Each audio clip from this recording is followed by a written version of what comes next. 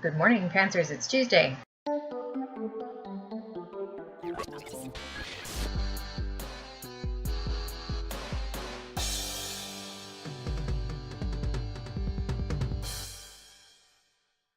Nella, I am so sad about your computer.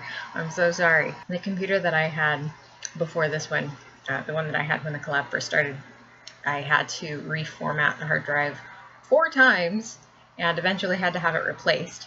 And I mean, after it was replaced, it worked okay, but like I still had, issues. So I feel for you. That is like bad news. But it's good that you're getting a new one, and I hope that goes well for you.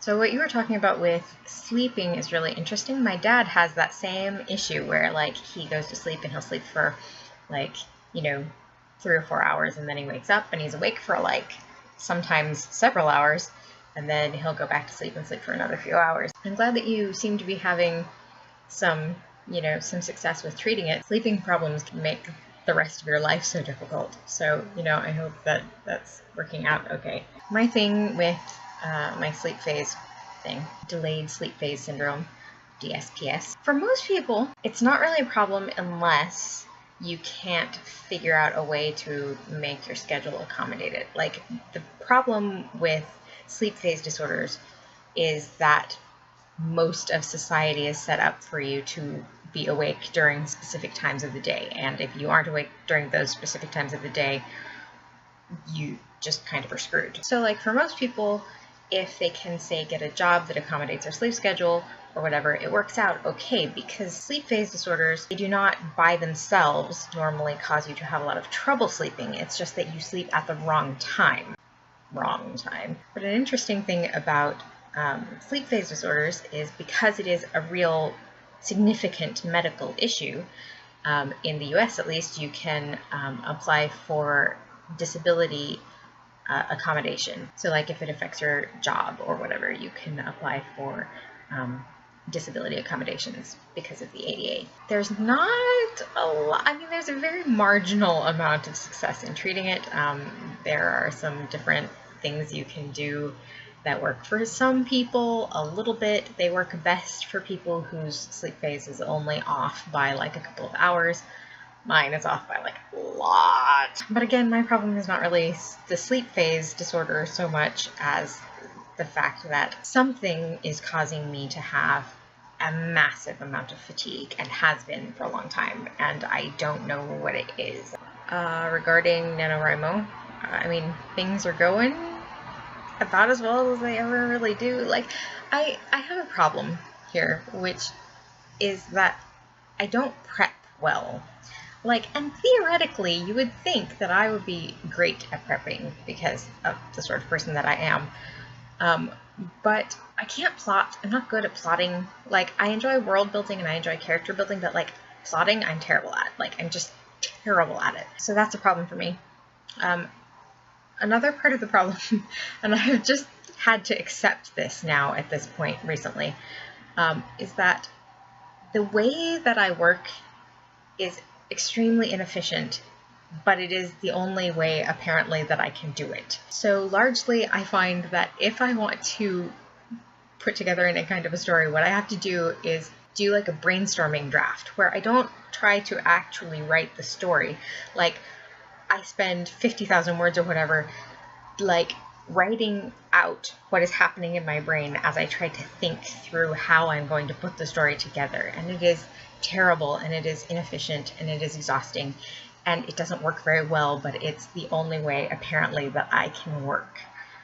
So it's literally just like a whole draft of me just like talking to myself. So that's what I should have done during October, but every year I think I'm going to be able to produce like an actual draft like a normal person. And so I try, and then it fails horribly. So now I've had to accept that that's just kind of how it's going to be. I would like to say, though, that I have discovered something really cool, which is a website called For the Words. I don't know if you've heard of it before. I have been hearing people talk about it for a while, but I hadn't actually checked it out. So basically the deal is it's a writing site, but it's gamified. It's sort of similar to Habitica, which used to be called Habit RPG, only it's for writing.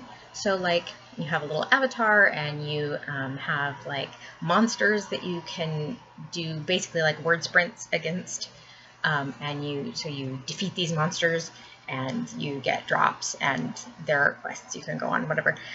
It's really motivating. I am not a gamer normally, but I like the way that the word battles are set up, and because I find it very helpful to work in chunks like that, so it works out really well for me. And they have a whole bunch of different monsters that you can battle that are for different amounts of words and stuff.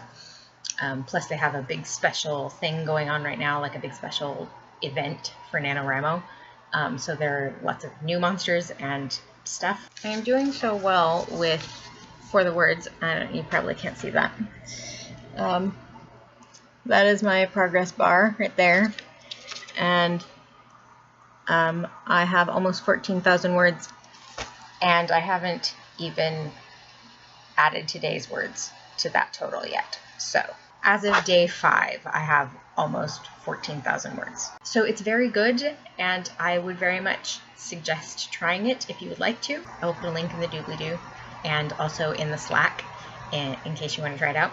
If I'm still enjoying it this much at the end of the month and finding it this useful, I think I'm actually going to subscribe, which is like something I don't normally do.